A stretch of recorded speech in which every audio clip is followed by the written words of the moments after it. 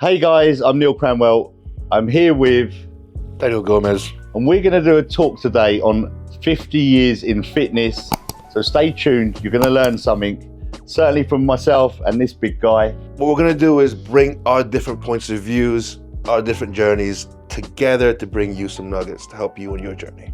I've always been very open about my drug use. One, because I don't want people to get body dysmorphia issues looking at me and thinking, why am I not that big? But one thing I don't do is I don't promote drug use. And the reason I don't promote it is because my mentality is, as a coach, am I a net positive to my clients' lives? And realistically, for most people in their 20s or early 30s, being on a full-blown steroid cycle isn't going to benefit their lives. TRT, if it's useful, yes. Things like GLPs, if they're useful within the context, yes. But putting a 25-year-old on like a gram of gear, 2 grams of gear, is just going to detriment his health, his social life, and even like things like his work life. You know, you never know how you're going to react to that much gear. So how do you approach that? Sort of in social media, how do you approach the whole drug issue? Well, so I'm older, so I'm 50, so my demographic of what I approach are guys that probably do need TRT. But even then, I would never advise anyone to get TRT because TRT doesn't work if the fundamentals of someone's lifestyle are still flawed. And a lot of people think if I just take TRT, everything's fixed. Fat will go away, my muscle will come back, I'll have energy, I'll be like hard as nails in the bedroom. Yeah. But if they're still not sleeping and they're still inflamed and they've still got high stress lives and they're not trying to mitigate that, then TRT is not going to make a change. It's like you layer something in, but the fundamentals are still derailing the effect of that. So I'll always try and get people to start to straight line all of their arrows. And then if those are all working well and we're trying to get things back with food, training, diet, and their hormone levels are still not in the right range, then at that point, if they saw a GP and the GP would then advise that TRT is needed, we know that they've done everything for the last 2 months, 3 months. Otherwise, their lifestyle habits still going to sabotage the result. And you get people who come to you and they're like, oh, I'm on low test, give me test. But they don't realize that the low test isn't the cause of the issues, it's the symptom. It's their lifestyle shit, therefore their test is crap. Yeah. So what I always tell people, because they're impatient and eventually they're going to want the steroids, I tell them, give me 2-3 months. See how you feel after 2-3 months. If we still need it, then yeah, let's crack on. But I think some of the low tests now has come into our lives because of the food, estrogenic food, plastics, the water we drink, and all of these estrogen-giving properties that we sabotage with every day. Absolutely. They're lowering testosterone. And the government's guidelines for testosterone have come down over the last couple of decades. Like in my granddad's era, the test level, normal range was a hell of a lot higher. There's a lot of lifestyle things that you can't really avoid anymore. Because even if you're someone who says, oh, I eat organic, but there's still hormones in that. There's still pesticides in the grass that the cow eats or whatever. So it's unavoidable. And then just your day to day, I mean, you ask someone to do 10,000 steps now, and it's like, oh, that's pushing it for them. People used to do like 40,000 steps a day, getting from A to B. So even things like that. And then in this fucking country, the weather, man. Yeah. I mean, you go through 4 or 5 months of the year, you don't see sunlight. No. You're at work when the sun's out. You go to home in the dark, you come home in the dark. And it's raining all the time. All the time. So some of these things are unavoidable. So yeah, you can sort of blame people for lifestyles, but I even think people with good lifestyles, it's going to be comparative to how it was like maybe 20, 30 years ago. A 20-year-old isn't going to have the same test that what like a 30-year-old used to have. So what I found in coaching like for 3 decades is my clientele has moved along with my age. And I think that's important if you're a coach. If I was aligning myself with a coach, it'd want to be someone from the right demographic. Relevant. Yeah, because if I was to be coached myself by a 20, 30-year-old, they haven't got kids, they haven't got a stressful job, haven't got the bills, the family, the commitments. That's a completely different animal than someone that's, a corporate or CEO that's in his 40s and 50s. And what I noticed the most is what people struggle along with is when they were younger, they may have been in shape. And so they'll compare what they've done to what they've done in the past. And they might even try and revisit that. So they'll go back to going in a calorie deficit, They might do some fasting. They might try and do vigorous exercise and a shit ton of cardio to try and bring themselves back to that person they were. And sometimes that's still flaws. It doesn't always work. Because as you get older, you have to fix the system. And the simple calorie equation doesn't work if the system's broken. Yeah. So do you see that with the guys you train as well? So the thing that I found is there's a very big difference between someone who is getting in shape for the first time in their 40s and someone who's been in shape before and sort of just got out of shape. Some people, they do carry that athleticism, especially if people were like into sports, like things like kickboxing, rugby, throughout their youth, and they stopped for a bit. You can sort of revisit some of those things because their body sort of remembers what to do, it remembers how to respond.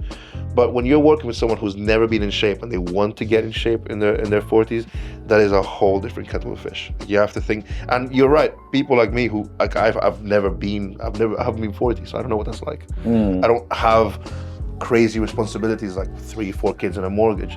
So yeah, there's things that I wouldn't know how to relate to them.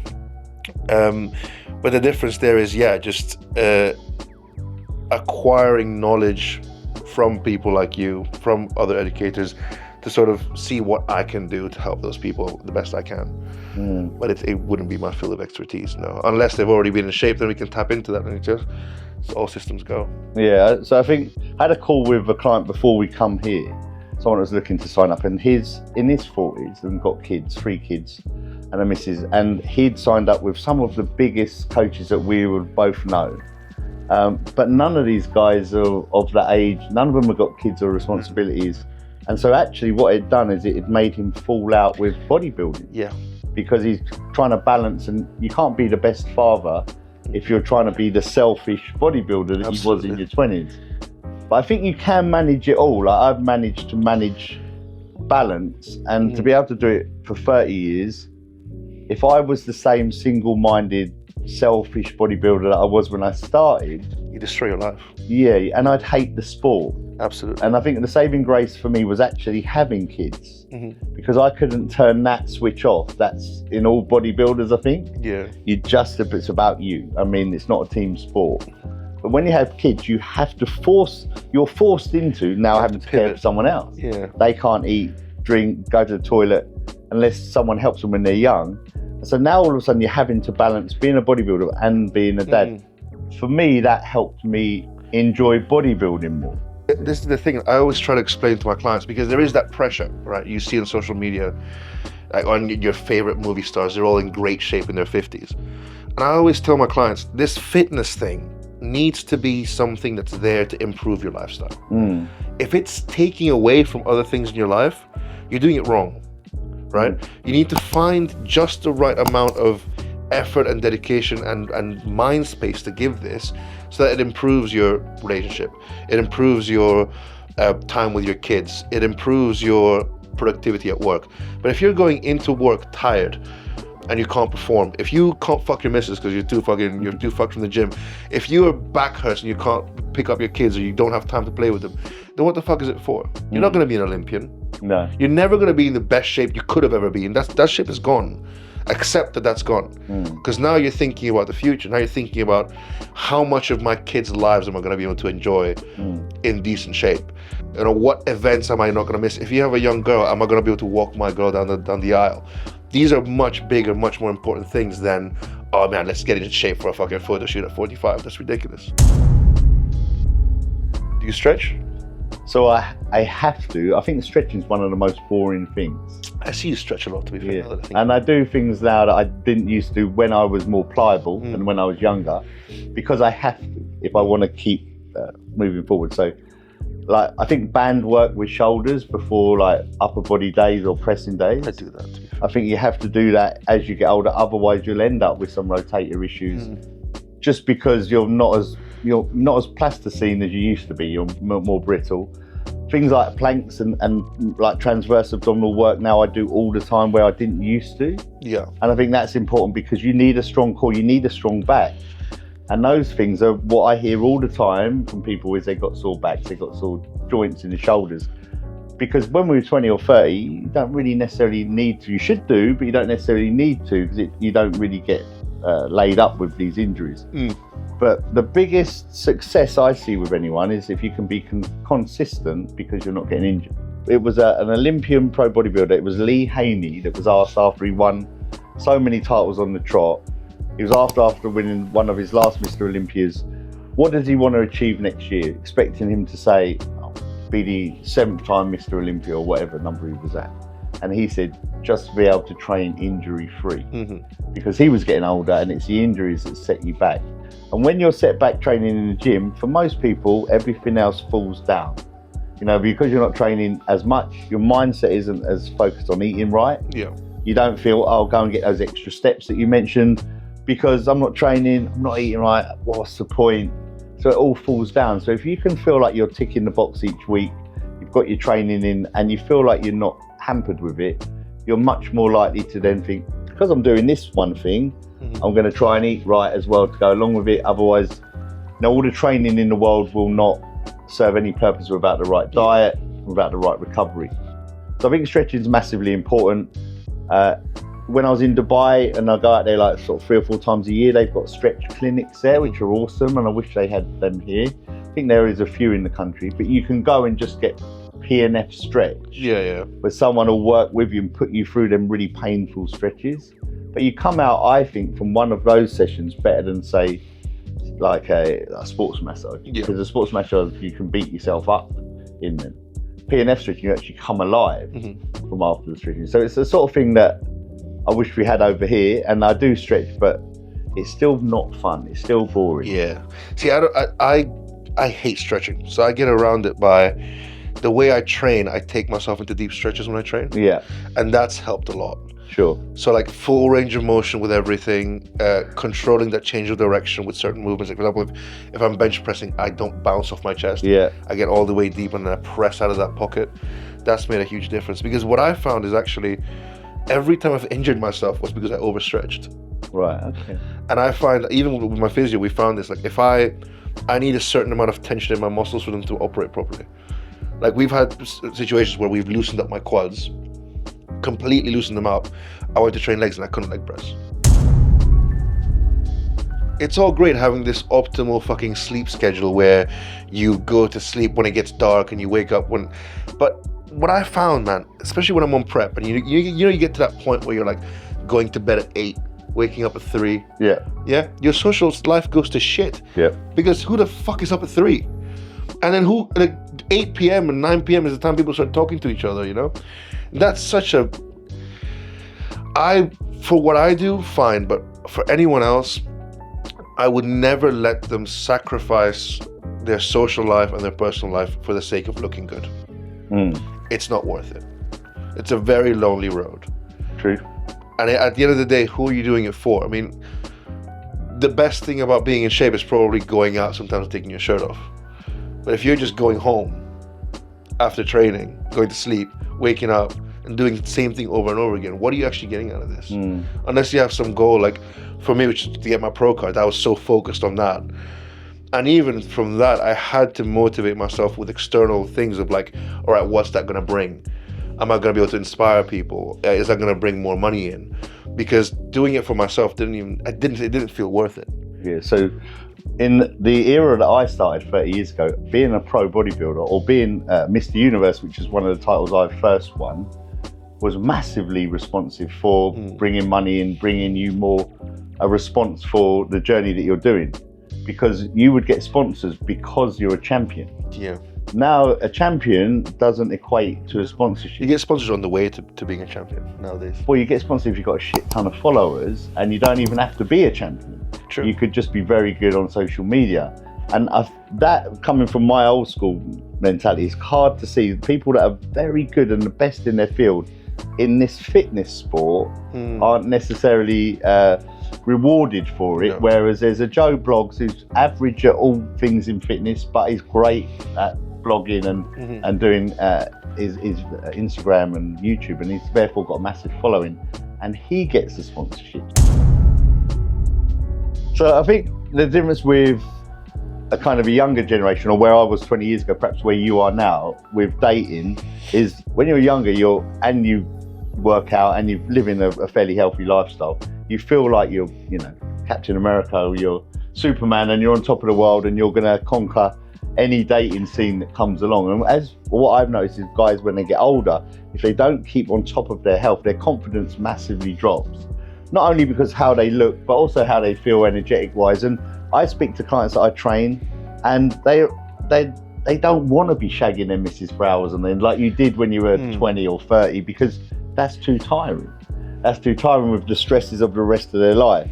And often many guys would like to get to that point to have that worry, but they haven't even got the concern of finding another woman after 40, if that's even on their agenda, because they've lost that inside of them. And I think that that's important, that you feel that you're still a prime catch to anyone. Yeah. So you feel like you've got self-worth. And I feel like if fat loss creeps up and your hormones then go down and you're not functioning as you used to be, I think that you'll find that many guys that I've worked with, they want to get back into shape, like probably I did when I first started training, was to be attracted to women. And they want to get back in shape now because they may have had a divorce, they may have split up with a long-term relationship, or they're just time to find a companion, and they don't feel that they've got something they can give while they're out of shape. And you know, as you get older, there is the worry that, are you going to perform like you used to? And so all of that can be fixed with your lifestyle and with fitness, and with bringing almost every scenario I see with men that as they get older, if they've got issues with their blood sugar or their glucose response, or they're diabetic, or they've got cholesterol issues, or they're not getting it up in the bedroom. Blood pressure is a massive one. All of the main things that they're prescribed drugs for by the GP are all fixed if they bring their body fat down. Mm-hmm. That's normally the thing that lowers their longevity. You're going to take 10 years off your life. And for me, it's a no-brainer, and it's easy. Just don't eat as much as you did and you will lose weight. And you haven't got to eat the perfect diet. Like, one analogy I'll tell clients where they're all over the place with trying to get moving a step forward is, if I took you and you're out, say you was overweight and you're out of shape, but at the moment your diet is you eat 10 pies a day. That's what you do, and that's got you out of shape. But you want to get in shape, but you find it hard. You've tried keto, you've tried intermittent fast, you've tried all these things, and you always fall back to your 10 pies a day. That's what's got you where you are, and you're unhappy. Why don't you just start by eating 9 pies a day?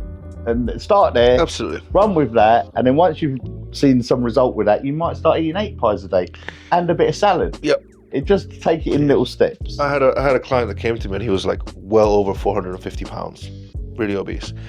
And I told him, like, don't even worry about a diet.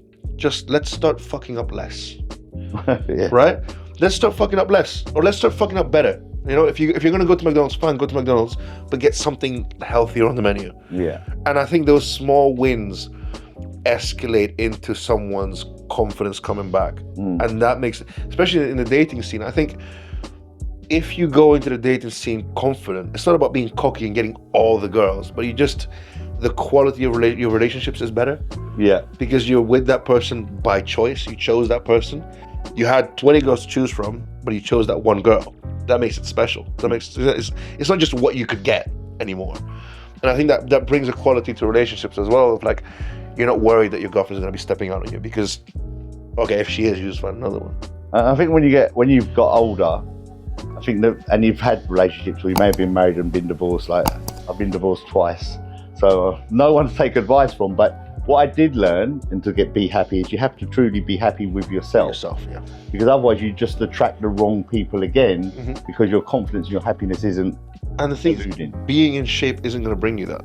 I think the process of getting in shape gives you a lot more self-worth and self-confidence and self-belief than being in shape. I find that I have to often explain to my clients that I'm not going to train them like a bodybuilder, because they see me and they see this big guy and they think, oh, it's going to be chicken and rice and fucking hours of cardio and a bunch of gear. But I don't think for 99% of the people that is a positive way to live your life.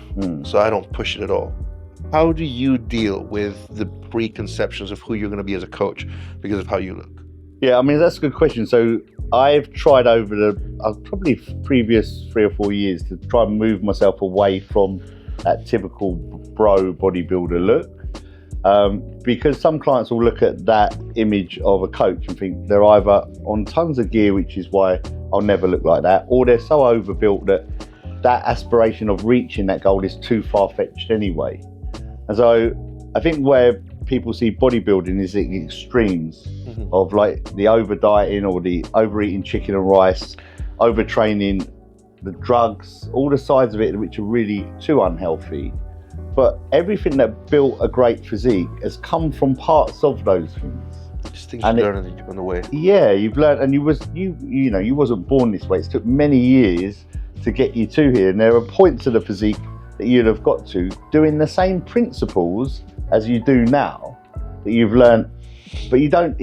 Muscle, to put on a kilo of muscle takes probably 6 months to a year of like real tissue. Because if you go to a restaurant or a butcher's and you looked at a kilo of steak, people seem to think I haven't lost any weight this week, but I've been going to the gym, so I must have put on muscle.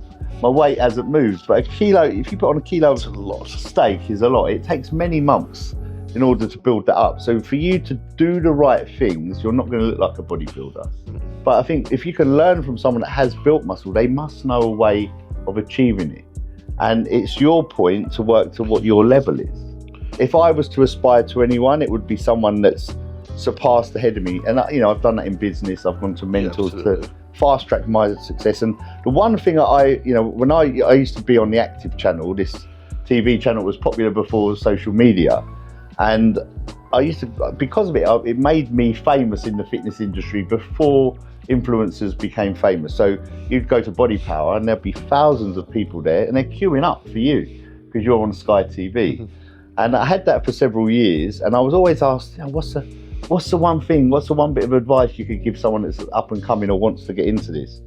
And the best advice I could give is what I'd done is, after 5 years of trying this dodgy diet online, or in my day we had to read a book and read on ketogenic dieting, or follow a Flex magazine training protocol, which was massively overtraining from my point there in my journey. But I try these things and not really get the results. And eventually, after 5 years of hitting my head against the wall, and I spoke to many sort of people that end up signing up for coaching because they've done exactly that.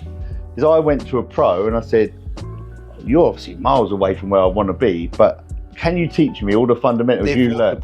We've walked the path. You've done it for 10, 20 years. And if I keep wasting my time for another year or two, I'll probably give up on this thing. And that was the best thing I ever done. And the best advice I'd ever give is go to see someone that's walked it, does it, has got a transformation background, and they can basically short track all your effort into this is actually what works. Diffuse all the social media noise, because there's so much noise and you don't know where to start. Let's do these principles because I know they work, because I've done it myself and with hundreds of other people. What I find is, and the reason I still push bodybuilding content, and actually the main thing that drives me now to still want to compete, is the amount of young people I inspire to get into the gym in the first place. Not to go become bodybuilders, but just to take their fitness seriously. And I think that's where our demographics are completely different. But if I can get a 15 to 18-year-old guy to be like, okay, I want to take the gym seriously, I know the effect it's going to have in their life, the positive effects it can have in their life, learning discipline, consistency, patience. These are things that you learn at a young age from going to the gym, because it doesn't happen overnight. You have to keep going. And that teaches you, all right, if I want to build a business, it's not going to happen overnight. I have to keep trying this for 4 or 5 years. And then it's going to take off. And then I can be like, oh shit, nice. So I think I look to sort of ignite that spark regardless of all the negative comments you get. If you can get just a couple of guys into the gym every week or every month, that keeps me going. Yeah, well said. Well, thanks for watching, guys. Hopefully you've learned 1 or 2 things today. Make sure you follow and subscribe. Both myself and Daniel are going to share loads more information like this going forward. Stay tuned, stay aware. Goodbye from me, and goodbye from me. See you around.